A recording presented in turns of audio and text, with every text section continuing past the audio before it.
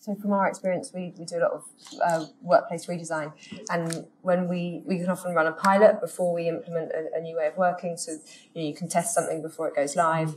Equally, you can do a post-occupancy study, measure the benefits of, you say, how do we meet better? What are the impacts of that space after they've moved in? But actually, the trend we're moving much more towards, I think some of the things that have been picked up on today, is sort of innovating small along the way. So we're actually running tests as we go through the design process, so sort of small sprints, as it were, to test out different types of meeting space, different types of working environment, and test with users as we go through. So actually, before we even implement it, we've already understood, what works, what doesn't work so well.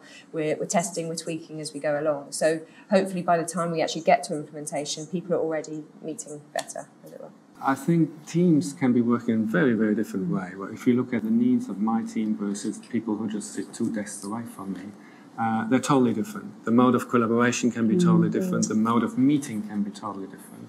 The way we communicate with each other is totally different, right? And this is why the old meeting room, the one-size-fits-all meeting room is dead, right? We cannot function in a traditional meeting room. We function best in front of a whiteboard, or, half the time we just meet at each other's desk.